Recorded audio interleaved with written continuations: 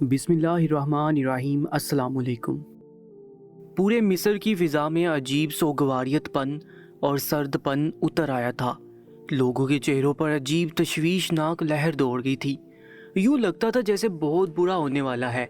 हर गली और बाजार के चौराहे पर चंद लोग आपस में चहमगोइयाँ करते हुए पाए जाते थे और उनके चेहरे पर इंतहाई तशवीश लाहिक होती थी, जैसे वो लफ्ज़ों की सूरत में अपनी परेशानी को बयान न कर सकते थे।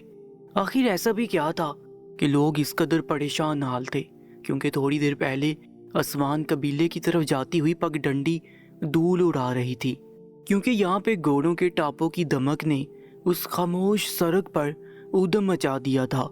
धूल और मिट्टी इस कदर उड़ रही थी कि मंजर धुंधला सा दिखाई देता था। उन्हीं घोड़ों पर एक खबर दौड़ती हुई मिस्र के बाजारों में से होती हुई सुल्तान के दरबार तक जा पहुंची थी, और इस खबर ने ऐसी हलचल मचाई थी कि दरबार से होती हुई ये खबर मिस्र के तमाम गली चौराहों और बाजारों में जंगल की आग की तरह फैल गई थी। ऐसा पहली बार हुआ था। लोगों के मसले मसाइल हल करने वाले नेक दिल और हमदर्द सुल्तान मौज़म को अपनी जान के लाले पड़ गए थे, और वो इस कदर खतरनाक मसले में गिरफ्तार हो चुके थे जिसका हल किया जाना काफ़ी तवज्जो तलब था। हर कोई परेशान हाल था, क्योंकि सबके दिलों में सुल्तान की मोहब्बत रासे थी और सबकी ज़िंदगियों पर सुल्तान मौज़म के इंसाफ और हिकमत पर मबनी फ़ैसलों की छाप थी। सो ऐसी खबर का सुनना सबके लिए तशवीश का बायस साबित हुआ था, और सब लोगों के माथे पर एक ही सवाल रकम था कि हर सवाली का मसला हल करने वाले सुल्तान खुद अपना मसला किस तरह से हल करेंगे। आखिर वो मसला क्या था और वो खबर किस कदर दहशतनाक थी, जो हवा के दोष उड़ती हुई मिस्र के बाजारों और गलियों में बदबू की तरह फैल गई थी और सबकी तबीयत मुकद्दर होकर रह गई थी। दरबार से एक सिपाही भागता हुआ आया और उसने अपने एक साथी के कान में सरगोशी की।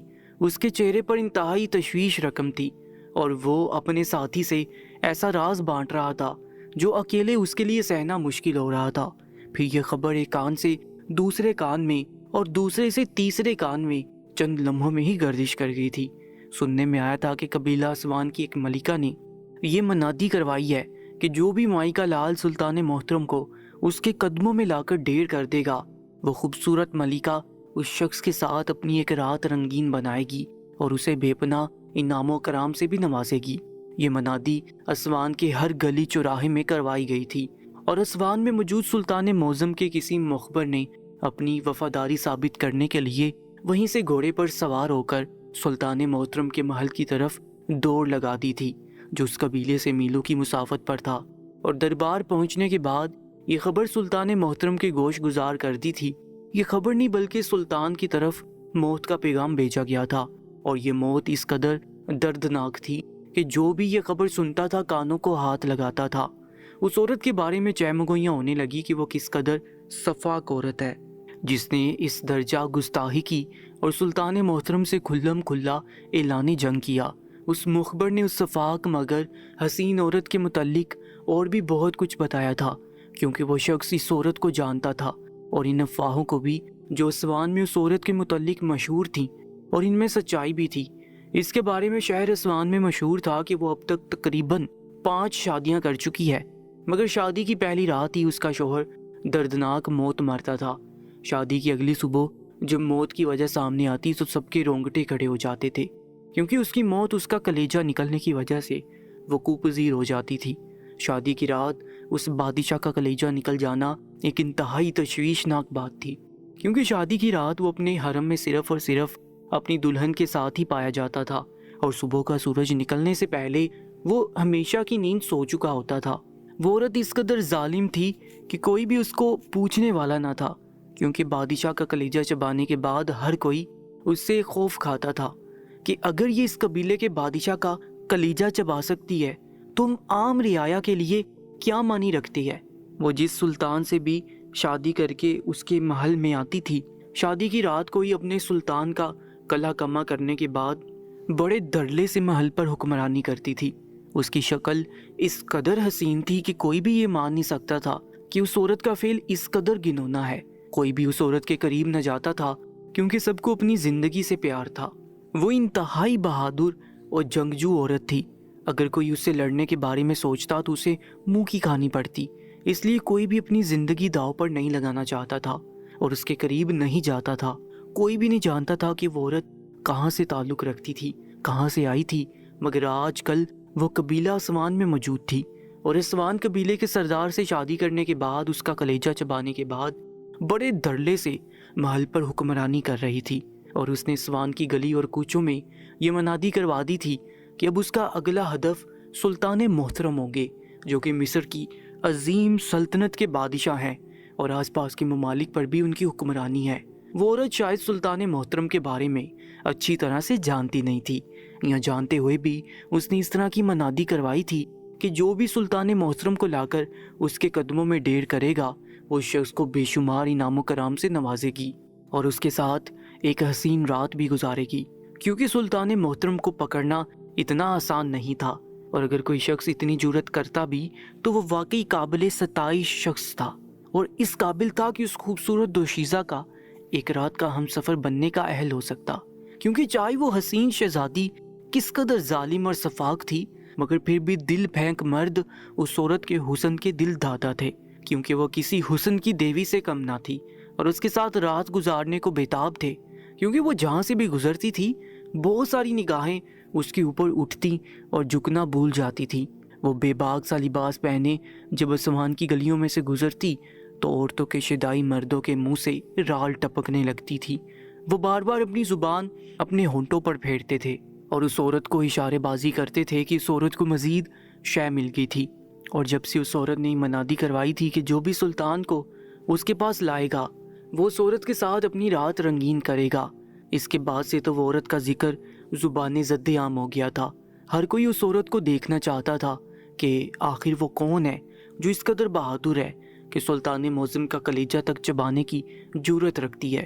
وہ سلطان محترم جن کے ایک آنکھ کے اشارے سے دنیا کانپ جاتی ہے، کیا اس عورت میں اتنی طاقت اور اتنی ہمت ہے کہ وہ سلطان محترم کو اپنے وش میں کر سکے؟ سب لوگ اس سوال کا جواب جاننا چاہتے تھے، اور جب یہ خبر اسوان قبیلے سے اڑتی اڑتی سلطان محترم کے محل تک پہنچی تو محل کی در و دیوار پھلانگ کر مصر کے ہر گھر میں گردش کرنے لگی اور ہر زبان پر آ گئی۔ اب دیکھنا یہ تھا کہ سلطان محترم اس خبر پر کیا رد عمل پیش کرتے ہیں۔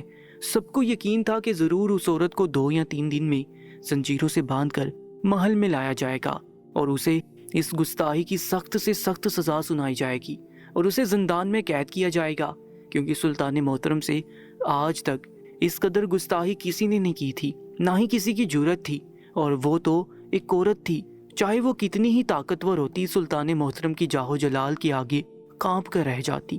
سلطان محترم اس وقت اپنے دربار میں بیٹھے تھے اور اپنے درباریوں کے مسئلے مسائل سننے میں مشغول تھے۔ معمول کی کارروائی جاری تھی، کچھ بھی غیر معمولی پن ابھی تک سامنے نہیں آیا تھا کہ اچانک دربار میں ایک شخص جو کہ نقاب پوش تھا داخل ہوا۔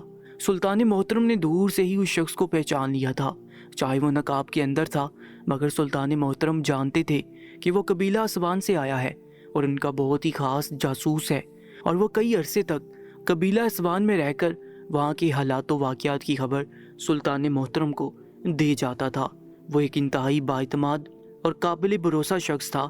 سلطان محترم ایک دم سے اپنی نشست سے کھڑے ہو گئے اور آگے بڑھ کر اس شخص کا مصافحہ کیا اور اسے نشست خاص پر بیٹھنے کا کہا، مگر اس نے ادب سے سر جھکا لیا۔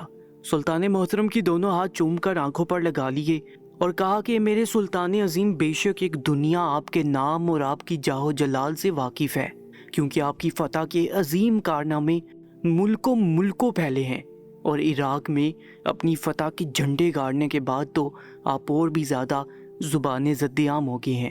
ہر گلی اور چوراہے کا بچہ آپ کو جانتا ہے، آپ سے محبت کرتا ہے اور آپ کی جاہ و جلال سے خوف زدہ بھی رہتا ہے، مگر میں آج آپ کے لیے ایک ایسی خبر لایا ہوں جسے سن کر مجھے اندیشہ ہے کہ ہر شخص کی آنکھوں میں یہ سوال آئے گا کہ آخر اس قدر جرات اور بے وقوفی کس نے کی ہے، اور آپ کی ذات کے حوالے سے اس قدر گستاخی آخر کس نے کی ہے۔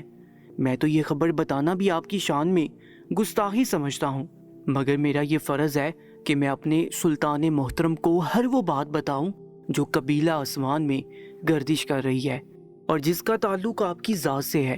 سلطان محترم اپنے مخبر خاص کی بات سن کر تھوڑے سے حیران ہوئے تھے۔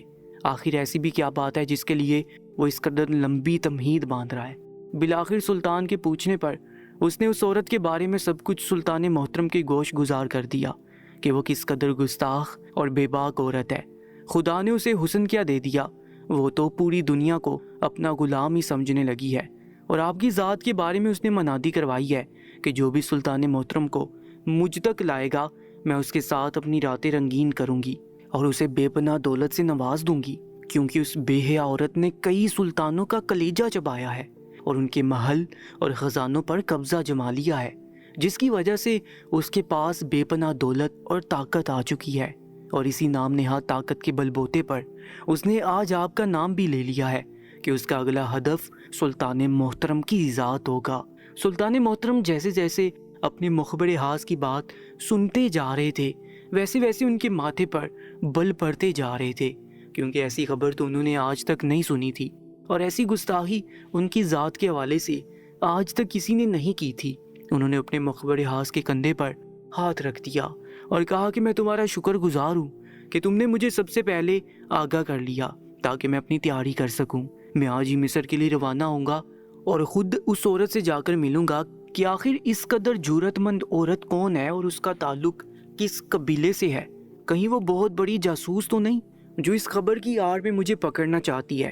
اگر ایسی بات ہے تو میں اسے کڑی سے کڑی سزا دوں گا، کیونکہ قبیلہ اسوان بھی ہماری عظیم سلطنت کا حصہ ہے، اور اس قبیلے میں اس قدر غلط کام ہو رہے ہیں یہ مجھے بالکل بھی گوارا نہیں۔ درباریوں کو تو جیسے یہ خبر سن کر سانپ سونگھ گیا تھا اور وہ تھر تھر کانپ رہے تھے، مگر سلطان محترم کے چہرے پر اطمینان تھا، جیسے انہیں اس خبر سے اتنا خاص فرق نہیں پڑا ہو، کیونکہ وہ اپنی زندگی میں اس سے بڑے بڑے مسئلوں سے نمٹ چکے تھے۔ وہ اس مسئلے کا بھی کوئی نہ کوئی حل ضرور نکال لیں گے۔ انہوں نے اپنے سپاہیوں کی طرف دیکھا اور ان کو اشارہ کیا۔ یہ اشارہ ایسا تھا کہ وہ فوراً سے پہلے تعینات ہو گئے، کیونکہ سلطان محترم قبیلہ اسوان کے سفر پر نکلنے والے تھے، مگر اس سے پہلے انہیں کسی سے اجازت لینی تھی، اس ہستی سے جس سے وہ بے پناہ محبت کرتے تھے۔ وہ نہیں چاہتے تھے کہ یہ خبر کوئی اور انہیں سنائے اور وہ پریشانی کا شکار ہو جائیں، اس لیے وہ قبیلہ اسوان کی طرف روانہ ہونے سے پہلے اپنی جان سے عزیز ملکہ عالیہ سے ملنا چاہتے تھے۔ دربار سے تخلیہ کیا اور محل کے اندر داخل ہو گئے۔ یقیناً کنیزوں تک بھی وہ خبر پہنچ چکی تھی، اس لیے وہ آپس میں کانوں میں سرگوشیاں کر رہی تھیں اور ان کے چہروں پر ہوائیاں اڑی ہوئی تھیں۔ جیسے ہی انہوں نے سلطان محترم کو حرم کے اندر داخل ہوتے دیکھا، ایک دم سے چوکنی ہو کر کھڑی ہو گئیں اور ادب سے ان کو سلام کرنے لگی، مگر یوں لگتا تھا جیسے وہ اپنے چہرے پر سے پریشانی کے آثار مٹانے میں ناکام رہی ہو۔ سلطان محترم ان سب کی طرف دیکھ کر مسکرائے اور کہا کہ پریشانی کی کوئی بات نہیں ہے، آج تک سلطان محترم کا کسی نے بال تک باقا نہیں کیا، اور جب تک خدا کا حکم رہے گا تب تک وہ میرے جسم اور روح کا رشتہ قائم و دائم رکھے گا۔ بے شک اس کے حکم سے ہی ساری کائنات کا نظام چل رہا ہے، اور میری جان اور میری زندگی بھی اس کے ایک اشارے اور اس کے ایک کن کی مار ہے۔ یہ کہتے ساتھ ہی سلطان محترم حرم کے اندر داخل ہو گئے۔ جیسے ہی وہ اپنے کمرے میں داخل ہوئے، ملکہ عالیہ بے پناہ تشویش کے عالم میں کمرے میں ٹہل رہی تھیں۔ ان کا چہرہ سرخ ٹماٹر کے جیسا ہو چکا تھا، یوں لگتا تھا جیسے کوئی انتہائی ناگوار بات انہیں سننے کو ملی ہو، اور سلطان محترم جانتے تھے کہ وہ ناگوار بات کیا تھی، اس لیے وہ قدم قدم چل کے ملکہ کے قریب آئے اور انہیں کندھے سے پکڑ کر اپنے قریب کیا۔ کہنے لگے کہ آپ کس بات کی پریشانی لے رہی ہیں ملکہ عالیہ؟ سلطان محترم کے اس سوال پر ملکہ عالیہ ایک دم بھڑک اٹھی، کہنے لگی ایک عورت میں اتنی جرأت نہیں ہونی چاہیے کہ وہ یوں کسی مرد کو للکارے، اور مرد بھی وہ جو کہ ایک عظیم الشان سلطنت کا مالک ہے، انسانوں سے لے کر چرند پرند کی اس کی ملکیت اور حاکمیت کو تسلیم کرتے ہیں، کیونکہ اللہ تعالیٰ نے اسے دنیا میں یہ مقام عطا کیا ہے جو ہر کسی کے نصیب میں نہیں آتا۔ پھر بھی اس عورت کی اتنی جرأت کہ وہ اس قدر آپ کے ساتھ گستاخی کرے، میں اگر اس کے سامنے چلی جاؤں تو اس کا منہ نوچ لوں گی، بلکہ اس کا کلیجہ نکال کر آپ کو پیش کروں گی۔ ملکہ عالیہ کا بس نہیں چل رہا تھا کہ وہ کیا کر ڈالیں، کیونکہ سلطان محترم کی شان میں گستاخی ملکہ عالیہ کی شان میں گستاخی کرنے کے مترادف تھا، اس لیے ان کا اس قدر غصہ کرنا جائز تھا۔ سلطان محترم اپنی ملکہ کو دیکھ کر مسکرانے لگی اور کہا کہ جب یہ خبر سن کر مجھے کوئی پریشانی نہیں ہوئی تو آپ کیوں خواہ اپنی جان ہلکان کرتی ہیں؟ میں اس مسئلے کو اپنے طریقے سے حل کروں گا اور اس بات کی تہہ تک پہنچوں گا۔ آخر وہ عورت ایسا کیوں کرتی ہے؟ اس نے اب تک 5 سرداروں اور بادشاہوں کے کلیجے چبائے ہیں اور اب مجھے اپنے قدموں میں ڈھیر کرنے کو کہا ہے۔ مگر آپ پریشان مت ہوں، میں صورتحال کی تہہ تک پہنچ کر آپ کو خبر کروں گا، کیونکہ اس وقت تو مجھے قبیلہ اسوان کی طرف نکلنا ہوگا۔ میں اپنے کسی بھی مخبر اور جاسوس پر اس قدر بڑی ذمہ داری نہیں ڈال سکتا کہ وہ اس بات کی تہہ تک پہنچے کہ آخر معاملہ ہے کیا، وہ عورت کہاں سے آئی ہے اور وہ یہ سب کچھ کیوں کر رہی ہے۔ ان دونوں سوالوں کے جواب مجھے وہاں جا کر معلوم ہوں گے، اس لیے آپ بالکل بھی پریشان مت ہوں، میں جلدی آپ کے پاس واپس لوٹ کر آؤں گا۔ سلطان محترم نے ملکہ عالیہ کے کندھوں پر دباؤ ڈالا اور انہیں تسلی دی، مگر ملکہ عالیہ کہنے لگی کہ اگر آپ کو کچھ ہو گیا تو میں کہاں جاؤں گی میرے سلطان؟ اور سلطان محترم ایک دم ہنسنے لگے۔ ایسا کبھی کبھار ہی ہوتا تھا کہ وہ ملکہ عالیہ کی کسی بات پر ہنستے تھے، ورنہ تو وہ زیادہ تر مسکراتے ہی تھے۔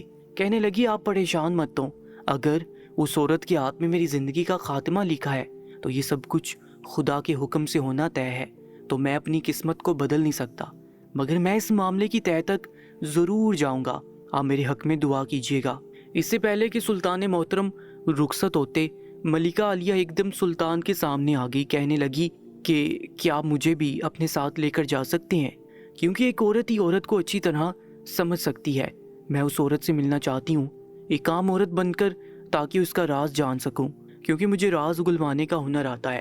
ملکہ عالیہ کی بات سن کر سلطان کچھ دیر کے لیے خاموش ہو گئے، جیسے انہیں سمجھ نہیں آ رہا ہو کہ وہ کیا فیصلہ کریں۔ کہنے لگے کہ وہ عورت کافی شاطر اور چالاک ہے، اگر اسے بھنک تک پڑ گئی کہ آپ سلطان کی ملکہ ہیں تو وہ آپ کو نقصان پہنچانے سے بھی دریغ نہیں کرے گی، اور میں آپ کو تکلیف میں نہیں دیکھ سکتا، اس لیے آپ محل میں ٹھہر کر میرا انتظار کیجیے۔ اور ملکہ عالیہ ایک دم خاموش ہوگی، کیونکہ انہیں سلطان محترم پر بھروسہ تھا کہ وہ جلدی اس عورت کو زندان خانے میں ڈالیں گے۔ سلطان محترم اپنے دربار سے رخصت ہو گئے اور رخت سفر باندھ لیا۔ اسوان کی طرف جانے والے راستے پر سلطان محترم کا گھوڑا سرپٹ دورا جا رہا تھا، کیونکہ انہوں نے اکیلے جانے کا فیصلہ کیا تھا۔ سپاہیوں کی فوج ان کے ساتھ نہیں تھی، کیونکہ وہ نہیں چاہتے تھے کہ وہاں پہنچتے ہی کسی کو شک ہو جائے کہ سلطان محترم خود اس قبیلے میں اس عورت کے روبرو پیش ہونے کو آئے ہیں، اس لیے وہ خفیہ طریقے سے تاجر کے حلیے میں اسوان قبیلے میں داخل ہونے والے تھے۔ جیسے وہ اس قبیلے میں داخل ہوئے، کسی نے بھی سلطان محترم کو نہیں پہچانا تھا، کیونکہ وہ اکیلے گھوڑے پر سفر کر کے وہاں تک پہنچے تھے۔ ان کا حلیہ بہت ہی خراب تھا، جیسے راستے کی ساری دھول اور مٹی ان کے لباس پر اور چہرے پر پڑ گئی ہو۔ وہ بدحال سے فقیر جیسے لگ رہے تھے۔ انہوں نے اپنے چہرے کو اچھی طرح لپیٹ رکھا تھا تاکہ کوئی بھی انہیں پہچان نہ پائے، کیونکہ سلطان محترم اسوان میں خفیہ طریقے سے داخل ہوئے تھے۔ وہ یہاں پر جاسوسی کرنے آئے تھے اور معاملے کی تہہ تک پہنچنے کے لیے اسوان کے بازاروں میں معمول کی طرح ہی رش لگا تھا۔ لوگ اپنے اپنے کاموں میں مشغول تھے۔ سلطان باریک بینی سے سب کا جائزہ لے رہے تھے، انہیں کوئی بھی غیر معمولی بات ابھی تک نظر نہیں آئی تھی، مگر اس بات پر تو انہیں یقین تھا کہ یہ خبر سچی ہے، کیونکہ سلطان محترم نے بازار سے گزرتے ہوئے چند لوگوں کے منہ سے سنا تھا کہ اسوان کے شاہ کا کسی نے کلیجہ چبا لیا ہے اور وہ عورت اب سلطان محترم کی تلاش میں ہے۔ یہ بات اس قدر بڑی تھی کہ ہر کوئی اسی بات کے بارے میں بات چیت کر رہا تھا۔ پہلے تو سلطان محترم بازار میں چلتے گئے اور ان کی باتیں سنتے گئے کہ معاملہ کس قدر سنگین ہے۔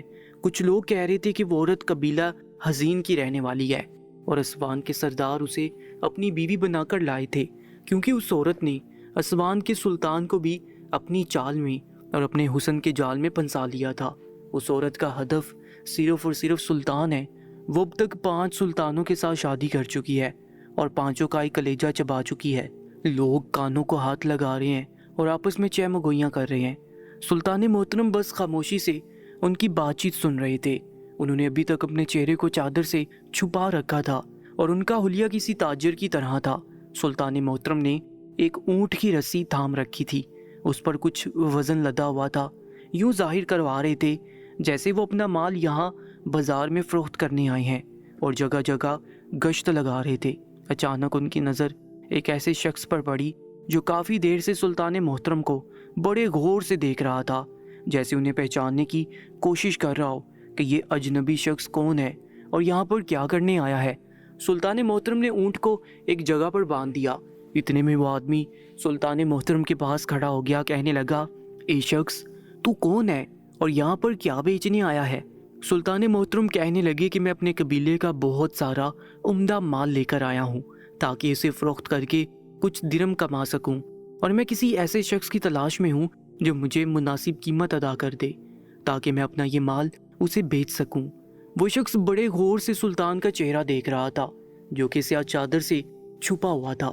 कहने लगा कि आखिर तुम कौन सा माल बेच रहे हो, किस कबीले से ताल्लुक़ रखते हो, मुझे भी तो दिखाओ, शायद मैं तुम्हें दुगनी कीमत अदा कर पाऊँ।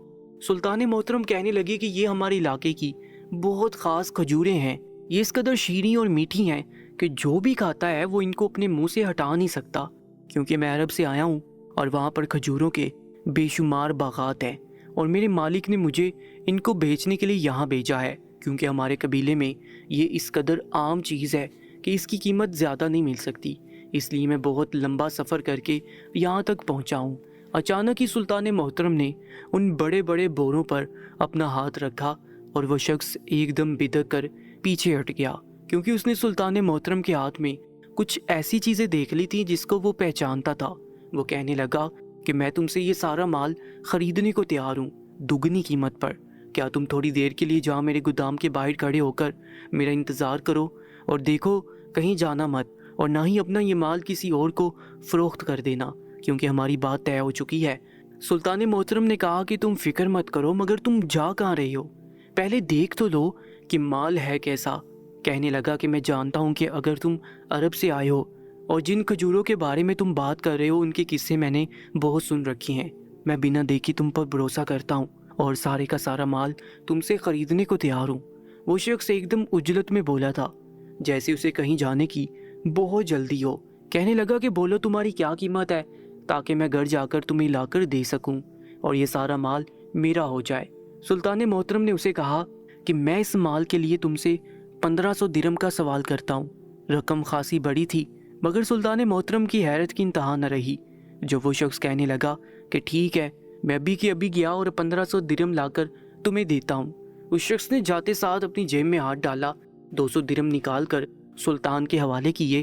कहने लगा, ये मैं पेशी रकम तुम्हें अदा कर रहा हूँ ताकि तुम अपनी ज़ुबान से ना फिरो। सुल्तान मोहतरम कहने लगे कि हम अरब लोग ज़ुबान के पक्के होते हैं, अगर कोई मुझसे ये 3000 दिरहम का भी ख़रीदने की कोशिश करेगा तो मैं उसे नहीं दूंगा, क्योंकि मेरी बात तुमसे तय हो चुकी है। सुल्तान मोहतरम ने जैसे ही उसे तसल्ली दिलाई, वो एकदम से सरपट भागा। वो बहुत ज़्यादा फुर्तीला था, देखते ही देखते वो बाज़ार से एकदम गायब हो गया। सुल्तान मोहतरम थोड़ी देर वहाँ पर बैठ के और इधर उधर देखने लगे। बाज़ार में ख़रीदो फरोख्त जारी थी। जो भी आदमी अपना सामान लेकर आता था, ख़रीदने वाले ख़रीदार उसे खोल खोल कर देख रहे थे और तसल्ली कर रहे थे। मगर ये शख्स अजीब था, जिसने सुल्तान मोहतरम से कीमत तो तय कर ली थी, मगर माल को देखने की जहमत तक नहीं की थी। हालांकि सुल्तान मोहतरम उस शख्स के लिए सरासर अजनबी थे। वो उसे धोखा भी दे सकते थे और नाकिस माल भी बेच सकते थे, मगर उसने सुल्तान मोहतरम पर भरोसा किया था। अभी सुल्तान मोहतरम को वहाँ बैठे हुए 15 ही मिनट गुजरे थे कि अचानक चंद लोगों का एक टोला वहाँ से गुजरा, जो कि आपस में ऊंची ऊंची आवाज़ में बात कर रहे थे। ये कह रहा था कि मैंने सुना है कि उस हसीना को उसका शिकार मिल चुका है और वो उसे खाने की तैयारियों में है, क्योंकि मैंने महल से उड़ती उड़ती अफवाह सुनी है कि सुल्तान पकड़ा गया है और बहुत जल्द उस दोशीज़ा के हत्थे चढ़ जाएगा, जो पहले 5 सुल्तानों के कलेजे चबा चुकी है और अब मिस्र के सबसे अजीमुल शान सुल्तान का कलेजा चबाने की तैयारियां जारी हैं। सुल्तान मोहतरम के कान एकदम से खड़े हो गए। उन्हें हैरत हुई कि इतनी जल्दी ये सब कुछ कैसे हो गया। शायद ये अफवाह गलत होगी, क्योंकि उन्होंने तो अपना फेस मुकम्मल तौर पर बदल रखा था कि किसी को कोई शक ना हो सके। क्या ऐसा तो नहीं कि उसने कोई और सुल्तान अपने लिए ढूंढ लिया है? अभी तक सुल्तान मोहतरम इन्हीं सोचों में गलता थे कि दूर से घोड़ों के टापों की आवाज़ उन्हें सुनाई देने लगी। यूं लग रहा था जैसे वो घोड़े उनके करीब तर पहुंच चुके हों। इससे पहले कि सुल्तान मोहतरम उठते और वहां से फरार हो जाते, अचानक वही आदमी दौड़ता हुआ सुल्तान मोहतरम के करीब आया और सुल्तान मोहतरम के बाजू को ज़ोर से पकड़ लिया। सुल्तान मोहतरम उसको हैरत से देखने लगे, कहने लगे कि ये क्या हरकत है। کیا تم اتنی جلدی ان کھجوروں کی قیمت لے بھی آئے ہو؟ جس پر وہ شخص ایک کمینی سی ہنسی ہنسا کہنے لگا کہ تم کیا سمجھتے تھے کالی چادر سے چہرہ چھپا لینے سے تمہاری شخصیت بھی مجھ سے چھپ جائے گی؟ نہ جانے تم کسے بیوقوف بناتے ہو۔ ہم اتنے بھی بیوقوف نہیں ہیں جتنا تم ہمیں سمجھتے ہو، کیونکہ میں نے تمہاری انگلی میں ایک شاہی انگوٹھی دیکھ لی تھی اور مجھے یقین آ گیا تھا کہ آپ ہی سلطان محترم ہیں، مصر کے سب سے بڑے سلطان، جو شاید خفیہ طریقے سے یہاں پر جاسوسی کرنے آئے ہیں کہ آیا یہ خبر سچی ہے یا جھوٹی۔ کہ اس حسینہ نے منادی کروائی ہے کہ جو بھی شخص سلطان محترم کو پکڑ کر میرے حوالے کرے گا میں اس شخص کی رات رنگین کروں گی۔ اور میں تو کب سے گات لگائے بیٹھا تھا، کیونکہ میرا دل اس حسینہ پر فریفتہ ہو گیا ہے اور میں جلد از جلد اس پر غلبہ پانا چاہتا ہوں اور اسے اپنے بس میں کرنا چاہتا ہوں، اور اتفاق سے تم خود ہی میرے گودام کے سامنے کھڑے ہوگے۔ وہ شخص جیسے اپنی فتح کا جشن منا رہا تھا، اس کے چہرے پر بے انتہا جوش تھا۔ اتنے میں گھوڑوں پر موجود سپاہی بھی بالکل قریب آ گئے اور سلطان محترم کو ہر طرف سے گھیرے میں لے لیا۔ سلطان محترم ایک دم سے ان کے شکنجے میں آ چکے تھے۔ اس شخص نے ابھی تک سلطان محترم کا بازو تھام رکھا تھا تاکہ سب کو یقین ہو جائے کہ میں نے سلطان محترم کو پکڑنے کا اعزاز حاصل کیا ہے۔ سلطان محترم کی طرف غصے اور طیش میں دیکھنے لگے، کیونکہ اس کی عمر تقریباً 40 سے 45 سال کے لگ بھگ تھی۔ اس عمر میں بھی وہ کس قدر دل پھینک تھا، اور یہ ایک نامحرم عورت سے رات گزارنے کے لیے اس نے اتنا بڑا رسک لیا تھا۔ شاید اسے اپنی زندگی پیاری نہیں تھی، کیونکہ سلطان محترم اچھی طرح سے جانتے تھے کہ وہ عورت اس شخص کا بھی کلا کما کر دے گی بجائے اس کے ساتھ اپنی رات رنگین کرنے کے، کیونکہ وہ شخص کافی زیادہ سیاہ رنگت والا حبشی جیسا تھا جو اپنے سفید چمکتے دانت باہر نکال کر اپنی تعریف بٹور رہا تھا۔ سپاہیوں نے سلطان محترم کو اپنے ساتھ گھوڑے پر بٹھا لیا۔ سلطان محترم کے ہاتھ پہلے سے ہی انہوں نے پیچھے کو کر کے باندھ لیے تھے تاکہ وہ کوئی مزاحمت نہ کر سکیں، مگر حیرت کی بات تو یہ تھی کہ سلطان محترم ہر چیز کا خاموشی سے جائزہ لے رہے تھے اور اپنے آپ کو چھڑوانے کی ذرا سی کوشش بھی نہیں کر رہے تھے، جیسے ان کے ذہن میں بہت بڑی منصوبہ بندی چل رہی ہو، یا یوں لگتا تھا جیسے انہوں نے یہ سارا جال خود ہی بچھایا ہو۔ گھوڑے سامان کے چھوٹے چھوٹے بازاروں اور گلیوں میں سے گزرتے ہوئے ایک لمبی سڑک پر رواں دواں تھے جو کہ شاید محل کو جاتی تھی، وہ محل جو کہ اسوان کے سلطان کا تھا اور جس کا کلیجہ وہ حسین عورت پہلے سے چبا چکی تھی۔ سلطان محترم حیرت زدہ تھے کہ ایک عورت آخر اتنی طاقتور کیسے ہو سکتی ہے کہ اس نے سب کو ہی اپنے بس میں کر لیا تھا اور سب کو ہی اپنا غلام بنا لیا تھا۔ سپاہی بھی اس کی حکم عدولی کے بارے میں سوچ نہیں سکتے تھے اور نہ ہی اس سے غداری کرنے کے بارے میں سوچ سکتے تھے۔ بہرحال یہ تو اس عورت سے ملنے کے بعد ہی سلطان محترم کو پتہ چل سکتا تھا، اس لیے وہ خاموشی سے راستہ طے کرنے لگے۔ تقریباً آدھے گھنٹے کی مسافت پر وہ محل کے دروازے پر پہنچ چکے تھے، جہاں پر سپاہی پہلے سے ہی تعینات کھڑے تھے تاکہ اگر سلطان محترم کوئی ہنگامہ کریں یا خود کو بچانے کی کوشش کریں تو وہ انہیں ہاتھوں ہاتھ لے لیں۔ جیسے ہی سلطان محترم محل کے اندر داخل ہوئے، ان کی آنکھوں پر پٹی باندھ دی گئی اور ان کے ہاتھ پیچھے کو باندھ دیے گئے تھے، اور وہ سپاہی ان کو ایسے دھکیل رہے تھے جیسے کوئی قیدی کو دھکیلتا ہے۔ ان کے انداز میں کسی قسم کی کوئی عزت اور تکریم نہیں تھی، حالانکہ یہ علاقہ بھی سلطان محترم کی سلطنت کے اندر آتا تھا اور سلطان محترم کی عزت اور احترام کرنا ان سب پر واجب تھا، مگر شاید یہاں کے لوگ اور یہاں کی رعایا اپنی مرضی کی مالک تھی اور اپنی منمانی کرنے والی تھی۔ اچانک ہی سلطان محترم کو محسوس ہوا جیسے انہیں ایک کمرے میں لے جا کر پتھر پر بٹھا کر باندھ دیا گیا ہے۔ سپاہی اب جا چکے تھے۔ اب سلطان محترم رسیوں سے بندھے ہوئے بالکل خاموشی سے ارد گرد کا جائزہ لے رہے تھے۔ انہیں کچھ بھی نظر نہیں آ رہا تھا، مگر وہ جانتے تھے کہ یہ کوئی قید خانہ ہے۔ یہاں پر بہت ہی خاص اور طاقتور قیدیوں کو رکھا جاتا ہے تاکہ وہ یہاں سے فرار حاصل نہ کر پائیں اور کڑی نگرانی میں رہیں۔ تھوڑی دیر گزرنے کے بعد اچانک ہی دروازے کے کباڑ چڑچڑائے تھے اور سلطان محترم کے ناک سے ایک عجیب سی خوشبو ٹکرائی تھی جس نے انہیں مدہوش کر دیا تھا، جو حسین عورت کے جسم سے پھوٹ رہی تھی، کیونکہ وہ بتا سکتے تھے کہ کوئی نسوانی وجود بالکل ان کے عین سامنے کھڑا ہے۔ اچانک ہی سلطان محترم کے پیچھے سے کسی نے پٹی اتاری۔ سلطان محترم نے آہستہ آہستہ اپنی آنکھیں کھول لی تھیں، مگر آنکھیں کھولنے کے بعد بھی ابھی تک اندھیرے کے اثرات آنکھوں کے سامنے تھے۔ آہستہ آہستہ انہیں منظر صاف نظر آنے لگا اور ان کے سامنے ایک انتہائی حسین دوشیزہ کھڑی تھی جس نے اپنے گورے بدن کو چیتے کی کھال سے ڈانپ رکھا تھا۔ جگہ جگہ سے اس کا خوبصورت جسم نمایاں ہو رہا تھا۔ اس کی آنکھیں کالی سیاہ تھیں اور بال لمبے کالے۔ سلطان محترم اس کی آنکھوں میں آنکھیں ڈال کر کچھ دیر کے لیے دیکھتے رہے۔ وہ یہ اندازہ لگانے کی کوشش کر رہے تھے کہ اس کی آنکھوں میں کس قدر شفافیت ہے، کیونکہ کسی بھی انسان کے ظلم اور بربریت کا اندازہ اس کی آنکھیں دیکھ کر لگایا جا سکتا ہے۔ اور سلطان محترم بہو بھی جانتے تھے کہ یہ عورت واقعی بہت زیادہ سرکش ہے اور اپنی سرکشی میں بڑھتی جا رہی ہے، اس لیے اسے لگام دینا ضروری ہے۔ کیونکہ سچ تو یہ تھا کہ سلطان محترم جان بوجھ کر وہ انگوٹھی پہن کر یہاں آئے تھے کیونکہ وہ اس شخص کی پہچان میں آ جائے جو انہیں اس عورت تک پہنچا دے گا، اور ایسا ہی ہوا تھا۔ سلطان محترم ایک دم سے تلخی سے مسکرائے اور کہنے لگے کہ یہ سرکش عورت، جب انسان خدا کی زمین پر فساد برپا کرتا ہے اور اپنی سرکشی میں حد سے گزر جاتا ہے تو خدا تعالیٰ اپنی بندوں کے ذریعے اس انسان کو ایسا سبق سکھاتے ہیں کہ وہ منہ کے بل زمین پر گرتا ہے۔ ہر فرعون کے لیے ایک موسیٰ ضرور آتا ہے، کیونکہ اگر اس دھرتی پر صرف فرعون ہی ہو تو یہاں کا نظام تو درم برم ہو جائے گا، اور تم یوں سمجھو کہ تمہارے لیے میں موسیٰ ہوں جو تمہیں تمہاری سرکشی میں اس سے زیادہ نہیں بڑھنے دے گا۔ وہ عورت ایک دم سے زوردار کہکا لگا کر ہنسی، کہنے لگی، واہ سلطان محترم واہ، جیسا سنا تھا ویسے پایا آپ کو۔ میں تو کب سے آپ سے ملنا چاہتی تھی، کیونکہ دوسرے سردار تو بالکل چوہے نکلے، میری ذرا سی دبک کری بل میں گھسنے لگے تھے، اور ان کا کلیجہ چبا کر مجھے ذرا بھی مزہ نہیں آیا، اور نہ ہی مجھے وہ طاقت ملی جس کے حصول کے لیے میں یہ سب کچھ کر رہی ہوں۔ مگر آپ کا کلیجہ چبا کر میں اس دنیا کی طاقتور ترین عورت بن جاؤں گی جسے کبھی فنا حاصل نہیں ہوگی۔ یہ کہتے ساتھ ہی وہ ایک دم سے سلطان کے قریب آئی اور ان کی آنکھوں میں آنکھیں ڈال کر کہنے لگی کہ اگر کوئی آخری خواہش ہے تو بتا دو، شاید میں پوری کر سکوں۔ اگر ملکہ کو آپ کوئی پیغام پہنچانا چاہتے ہیں اپنی محبت کا تو مجھے بتا دیجئے، کیونکہ میں اگلی ملکہ ہوں گی۔ میں نے کبھی ایک عورت کا کلیجہ نہیں چبایا، مگر میری خواہش ہے کہ میں آپ کی ملکہ کا کلیجہ بھی ضرور چباؤں۔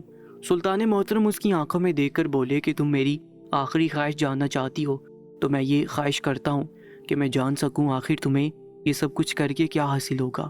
میں واقعی جاننا چاہتا ہوں کہ اس قدر صفاقی تم کس لیے دکھا رہی ہو۔ سلطانوں کے کلیجے چبا کر تمہیں کون سی ایسی طاقت مل جائے گی کہ تمہیں کوئی فنا نہیں کر سکتا؟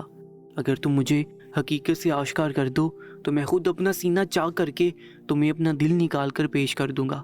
وہ سلطان محترم کی بات سن کر کہنے لگی کہ واہ، بڑی دلچسپ بات کی ہے آپ نے، کیونکہ آج تک کسی سلطان نے میری آنکھوں میں دیکھنے کی جسارت حاصل نہیں کی ہے، کیونکہ سب لوگ ہی مجھ سے خوف کھاتے ہیں اور میں نے آج تک اپنا راز کسی کو نہیں بتایا۔ مگر میں نے خود آپ سے آپ کی آخری خواہش کے بارے میں پوچھا ہے تو آپ کو بتا دیتی ہوں۔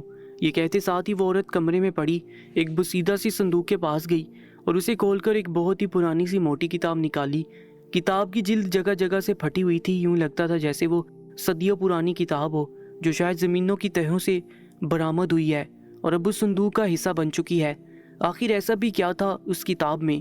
اس سے قبل کہ سلطان محترم خود سے کوئی سوال کرتے، وہ عورت کتاب اٹھائے سلطان محترم کے پاس آئی اور اس کا پہلا پیج کھول کر سلطان محترم کے سامنے کیا، جسے دیکھ کر سلطان محترم کے پورے بدن کے رونگٹے کھڑے ہو گئے۔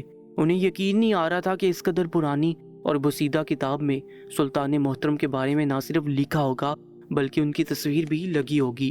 یوں لگتا تھا جیسے وہ ہاتھ سے لکھی گئی کتاب ہے اور تصویر بھی کسی نے سیاہ روشنائی سے بنائی تھی جو کہ ہو بہو سلطان محترم کے جیسی تھی۔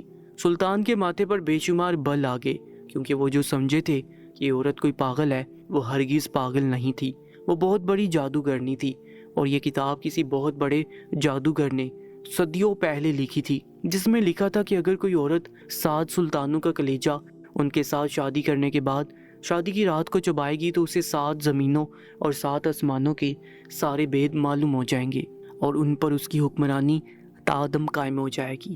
اس کے پاس اس قدر طاقت آ جائے گی کہ وہ سمندروں کے سینے چیر کر سمندروں کی تہوں میں سے چھپے خزانوں کے بید بھی نکال باہر لائے گی اور آسمانوں میں اڑنے لگے گی۔ سلطان محترم کا 5واں نمبر تھا، اور حیرت کی بات تو یہ تھی کہ وہاں پر 7 سلطانوں کے نام ان کی تصویروں کے ساتھ لگے ہوئے تھے۔ ایک دم سے سلطان محترم کے رونگٹے کھڑے ہو گئے تھے۔ کیونکہ ایسا تو انہوں نے کبھی سوچا بھی نہیں تھا کہ صدیوں پرانی کتاب میں موجودہ حال کے بارے میں اس قدر درست معلومات درج ہوگی۔ وہ عورت واقعی کوئی عام چیز نہیں تھی۔ ایک دم سے سلطان محترم کو احساس ہوا جیسے انہوں نے یہاں آ کر بہت بڑی غلطی کر دی ہو، کیونکہ انہیں پہلی بار اندازہ ہوا تھا کہ اس عورت کو مات دینا اتنا آسان نہیں ہے، جو پہلے ہی 5 سلطانوں کے کلیجے چبا چکی ہے اور سلطان محترم کا 6واں نمبر ہے۔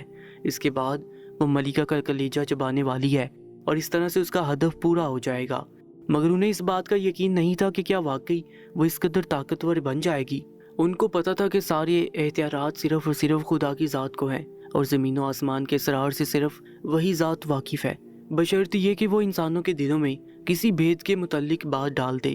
اس لیے یہ کتاب کسی بڑے جادوگر کی لکھی ہوئی تھی، مگر اس کتاب میں کہیں بھی یہ درج نہ تھا کہ کسی انسان کو یہ سب کرنے کے بعد اس قدر طاقت حاصل ہو بھی چکی ہے۔ سلطان محترم کہنے لگے کہ اس کتاب میں یہ بات درج ہے کہ تمہیں میرا کلیجہ چبانے کے لیے سب سے پہلے مجھ سے شادی کرنا ہوگی۔ وہ عورت کہنے لگی کہ ہاں کیوں نہیں، آپ کی دلہن بننے کا خواب تو میں نے کب سے اپنی آنکھوں میں سجا رکھا ہے، اس کے لیے تو میں نے خاص تیاری کی ہے۔ سلطان کہنے لگے کہ 5 کلیجے چبا کر بھی تم میں اچھی خاصی طاقت تو آ چکی ہوگی، مگر تم مجھ سے ڈرتی ہو، اس لیے مجھے تم نے باندھ رکھا ہے۔ بھلا میں تمہاری طاقت کے آگے کیا چیز ہوں؟ اتنا ہی بھروسہ ہے خود پر تو چھوڑ دو مجھے، دیکھتے ہیں کہ 5 مردوں کا کلیجہ چبانے والی میں کتنا دم آیا ہے۔ سلطان محترم نے اسے چیلنج کیا تھا، اسے چنوتی دی تھی۔ اس پر وہ عورت ایک دم سے کھلکھلا کر ہنستے ہوئے کہنے لگی، آپ کو میرے سپاہیوں نے باندھا ہے کیونکہ وہ کمزور ہے۔ یہ کہتے ساتھ اس نے سلطان محترم کے ہاتھ کھول دیے۔ سلطان محترم کہنے لگے کہ چلو یقیناً تم نے نکاح خاں کا بندوبست کر رکھا ہوگا، مجھ سے نکاح کرو، اپنی طاقت کا نشہ پورا کرو۔ یہ کہتے ساتھ ہی سلطان محترم اس کے پیچھے پیچھے چل دیے اور وہ عورت اسے ایک بڑے سے وسیع ہال میں لے گی جو کہ بالکل سلطان محترم کے دربار جیسا تھا۔ اس میں ایک پردہ سا کیا گیا تھا، ایک طرف کو عورتوں کے بیٹھنے کی جگہ تھی، دوسری طرف مردوں کے۔ یقیناً یہیں پر نکاح ہونا طے تھا۔ سلطان محترم اپنی نشست پر براجمان ہو گئے اور نکاح خاں کو بلایا گیا۔ ایک دم سے ہال میں کافی سارے لوگ جمع ہونے لگے۔ وہ لڑکی تو پردے کے پیچھے چلی گئی جہاں پر اس کا ایجاب و قبول ہونا تھا۔ اسی ہال میں چند نقاب پوش لوگ بھی داخل ہو گئے جنہوں نے چگے پہن رکھے تھے، اور ہال کے دروازے پر جو چند سپاہی پہرا دے رہے تھے وہ اچانک غائب ہو چکے تھے، یوں لگتا تھا جیسے انہیں غائب کر دیا گیا ہو۔ وہ عورت گھونگھٹ اوڑھ کر بیٹھ چکی تھی کیونکہ اسے اپنی طاقت پر بڑا مان تھا، اوپر سے سلطان محترم نے اسے چنوتی بھی دے دی تھی، اس لیے وہ سمجھ رہی تھی کہ ایسی کسی بھی خطرے کی صورت میں وہ اکیلی ہی نمٹ لے گی۔ ویسے بھی سپاہی بھی محل کو چاروں طرف سے گھیرے میں لیے ہوئے ہیں اور سلطان محترم خود بھی تو اکیلے نہتے ہیں، اس لیے وہ مطمئن تھے۔ ایک دم سے اس عورت کے پیچھے ایک سیاہ چادر میں ملبوس عورت کھڑی ہو گئی جو اس کے سر کے عین اوپر کھڑی تھی۔ اس سے پہلے کہ نکاح خاں ایجاب و قبول کرواتا، اچانک سے اس نقاب پوش عورت نے اس جادوگرنی کے سر پر کوئی بھاری چیز ماری، جس کے لگتے ساتھ ہی گھونگھٹ نکالے وہ جادوگرنی ایک دم سے زمین پر لڑک کر بے ہوش ہو گئی۔ اس کے سر سے خون بہنے لگا کیونکہ اس کی ساری طاقت ایک ہی وار میں زائل ہو کر رہ گئی تھی۔ اس کے ساتھ ہی وہ نقاب پوش آدمی جو پوری سرار انداز میں ہال کے اندر داخل ہو چکے تھے، انہوں نے ہال کے اندر موجود سپاہیوں اور پہرے داروں پر دعویٰ بول دیا، کیونکہ محل کے باہر موجود سپاہیوں کا تو وہ پہلے سے ہی صفایا کر چکے تھے۔ سلطان محترم بھی اپنی جگہ سے اٹھے کیونکہ انہیں پہلے سے ہی اندازہ تھا کہ اس وقت تک ان کے محل سے ان کی حفاظت کے لیے دستہ آن پہنچے گا، اور ایسا ہی ہوا تھا۔ اس لیے تو وہ اس عورت کو ڈیل دے رہے تھے اور ایک دم سے ہی اس پر تمام سپاہیوں کے ساتھ حملہ کرنے والے تھے۔ وہ نقاب پوش عورت جس نے اس جادوگرنی کے سر میں وہ باری چیز ماری تھی جس سے وہ 5 کلیجے چبانے والی عورت ایک ہی لمحے میں بے ہوش ہو گئی تھی، کوئی اور نہیں بلکہ خود ملکہ عالیہ ہی تھی، جو کہ محل سے سپاہیوں اور جاسوسوں کے ساتھ آئی تھی۔ انہیں اپنے سلطان کے لیے خود آنا تھا اور اس عورت کو سبق سکھانا تھا۔ سلطان نے ملکہ کو مسکرا کر دیکھا کیونکہ وہ جانتے تھے کہ ملکہ ضرور سلطان کے بچاؤ کے لیے آئیں گی، اور ایسا ہی ہوا تھا۔ سلطان محترم نے قبیلہ اسوان پر ایک دانا حکمران مقرر کر دیا کیونکہ وہاں کا سردار اس عورت کے فریب میں آ کر اپنی زندگی سے ہاتھ دھو بیٹھا تھا، اور اس آدمی کو بھی گرفتار کر لیا جس نے اس عورت کی خوبصورتی کے لالچ میں آ کر نہ صرف سلطان محترم سے گستاخی کی تھی بلکہ انہیں گرفتار بھی کروایا تھا۔ اس جادوگرنی عورت کو اس آدمی کے ہمراہ سلطان محترم کے محل میں لے جایا گیا تھا اور انہیں زندان میں قید کر دیا گیا تھا۔ جادوگروں کی سزا بہت ہی سخت تھی کیونکہ وہ اس کبیرہ گناہ میں پڑھ کر لوگوں کی زندگیوں سے کھیلتے تھے۔ سلطان اس عورت سے ملنے زندان میں گئے جو بدحال سی سلطان کو دیکھ رہی تھی۔ سلطان کہنے لگے کہ اب کہاں ہے تمہاری طاقت؟ تم آسمان اور زمینوں پر حکمرانی کی بات کیا کرتی تھی، مگر تمہارے اندر تو اتنی بھی ہمت نہیں ہے کہ ان صلاحوں کو توڑ کر باہر آ سکو، کیونکہ ساری طاقت اور اختیارات کا مالک صرف اللہ ہے۔ جو بھی اس کی حدود سے تجاوز کرتا ہے اسے منہ کی کھانی پڑتی ہے۔ اب تمہاری جوانی انہی صلاحوں کے پیچھے گزرے گی۔ تم روز موت مانگو گی مگر موت نہ ملے گی۔ یہ کہہ کر سلطان محترم وہاں سے چلے گئے اور اس پرانی کتاب کو جلا کر اس کی راکھ کو ندی میں بہا دیا گیا تاکہ کوئی اور سربراہ اسے پڑھ کر زندگیوں سے نہ کھیلے۔ دوستو، روزانہ ایک نئی کہانی سننے کے لیے چینل کو سبسکرائب کر لیجئے گا اور ساتھ موجود بیل آئیکن پر بھی کلک کر لیجئے گا تاکہ ہماری تمام نئی کہانیاں آپ تک سب سے پہلے پہنچتی رہیں۔